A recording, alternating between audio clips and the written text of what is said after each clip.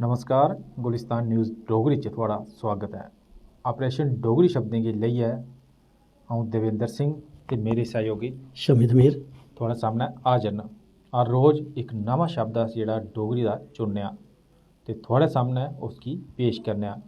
ते शम्मी तमीर होर जेह्ड़े मेरे सहयोगी न ओह्दे उप्पर विस्तार कन्नै जेह्ड़ी जानकारी जेह्ड़े दिंदे न, खुल्ली डुल्लियै जानकारी दिंदे न। कन्नै गै इक किस्सा भी कोई ना कोई जेह्ड़ा जोड़ी लैंदे न।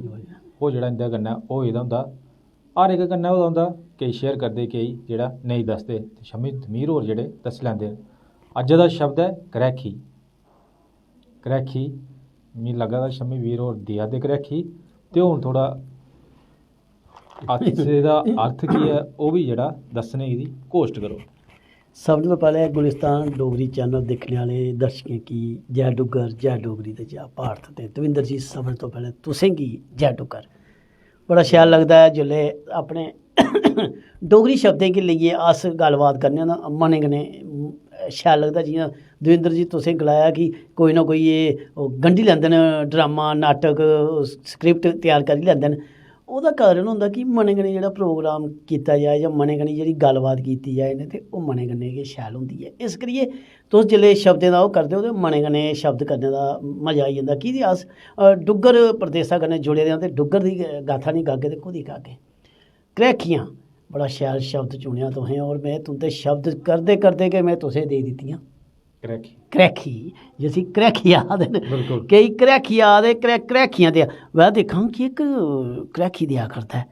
कुदरे अस गेदे होंदे नी, ते ओह् जिसी साढ़ी गल्ल नेईं समझ लग्गे, जां साढ़ी गल्ल कन्नै अंडरस्टैंड नहीं होए, जां ओह् साढ़ी गल्ल गी इग्नोर करा दा होए, ते ओह् बड़ी इ'यां तरीके कन्नै इ'यां क्रैकी टाइप दिंदा जी, जिसी अस आखदे क्रैकी। ते क्रैकी इक किस्म दी होई सकदा साढ़ी गल्लें कन्नै कोई नाराज होऐ, हाँ ते भी इ'यां ध्रोइयै दिक्खना, दिक्खना ओह् क्रैखी जेह्ड़ा क्रैखी। और क्रैखी केईं बारी जरूरी निं है कि क्रैखी नैगेटिव गी होंदी ऐ, क्रैखी केईं बारी पॉजिटिव बी होंदी ऐ।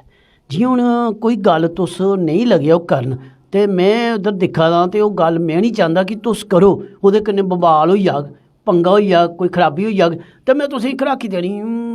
भाई अक्खें कन्नै क्रैखी देनी, नक्के कन्नै क्रैखी देनी, चुप्प कन्नै क्रैखी देनी। दिक्खो क्रैखी किन्ने तरीके दी होंदी। इक होंदी अक्खी कन्नै, इक होंदा नक्के कन्नै, इक होंदा खंघियै, ते इक होंदा उसी हस्सइयै पुश करना। क्रैखी एह् मतलब कि बड़ी किस्म दी होंदी ऐ। ते एह् होंदी पॉजिटिव कि नेईं नेईं तूं निं गया। जि'यां सस्स नूंह् दे बिच एह् बड़ी चीज क्रैखी जेह्ड़ी अमूमन तुस दिक्खी सकदे हो, ननान भरजाई बिच दिक्खी सकदे हो, घर बिच एह् चीज़ अमूमन होंदी ऐ। कुसै वेल्ले बी कुसै ना कुसै कन्नै एह् जेह्ड़ी क्रैखी ऐ ओह् कन्नै ओह्दे शामल रौह्ग, ते उसी ओह् जां ते करदा ऐ, ते जां उसी ओह् बर्दाश्त करदा, जां कुसै दे थ्रू उसी होंदी ऐ, जां आपूं करदा है। बिल्कुल क्रैखी जेह्ड़ी डोगरा, अगर तुस दिखदे डोगरा समाज च जेह्ड़ा कुदै ना कुदै दिनै च तुस इक बार जरूर एह् शब्द जेह्ड़ा सुनी लैंदे होगे कि है, जां ते अपने कन्नै महसूस करदे हो, जां इ'यां ध्रोइयै दिक्खना हां कि भाई तुस की क्रैखी देआ दे, ऐसा केह् करी ओड़ेआ में, ऐसा केह् करी ओड़ेआ। एह् मतलब अगला बंदा किश करा दा होऐ ते दूआ ध्रोए उसी आखदे क्रैखी देइयै ओह् चुप्प रहो, एह् गल्ल निं करेआ न्हाड़े सामनै।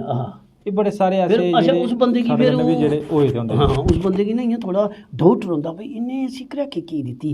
फिर ओह् चली जाग ना, गल्ल सनाओ, नेईं नेईं कक्ख निं, नेईं उन्नै क्रैखी दित्ती दी, ओह्दी कोई गल्ल ऐ, ओह् गल्ल सना भला मिगी।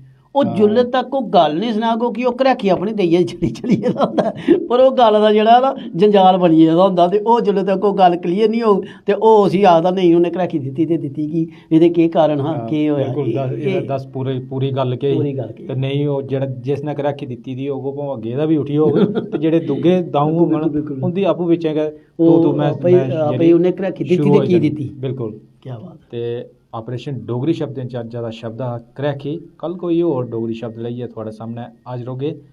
उन्ने चिर मिगी ते मेरे सहयोगी शम्मी तमीर होरें गी देओ इजाजत। जै डुग्गर, जै डोगरी, जै भारत।